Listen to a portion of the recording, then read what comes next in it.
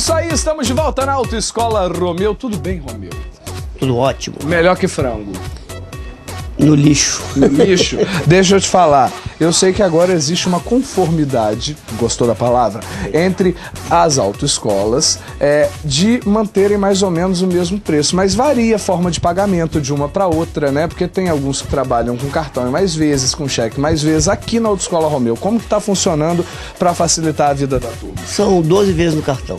12 vezes? O aluno, a clínica, o aluno paga, né? Ele mesmo paga a clínica, a escola recolhe o Duda e o restante para referente aos exames teóricos, as aulas teóricas, aula prática e exame prático. Mas olha só, é claro que se chegar aqui, falar que é telespectador do Multishop, que admira a sua beleza há 3 anos no programa, não é verdade? Que acompanha todas as suas entrevistas, é óbvio que tem como chorar um descontinho, não tem? Geralmente tem, né? Se falar em meu nome, tem como, não tem? Acredito que sim, cara. Vocês abrem uma exceção se falar em meu nome? Por essa beleza a gente faz qualquer negócio. Ah, bom demais. Vamos lá. No cartão em até quantas vezes? 12 vezes no cartão, sem juro. Cheque? Cheque é 1 pro dia mais 4. Bacana. No dinheiro, telespectador do Multishop ou não tem Um descontinho, um chorinho aí. No dinheiro tem.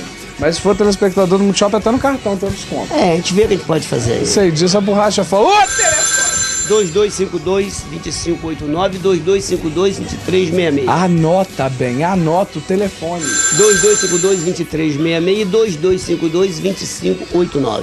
A praça agora é viaduto, é do seu Antônio da Farmácia, mas aqui fica a Autoescola Romeu.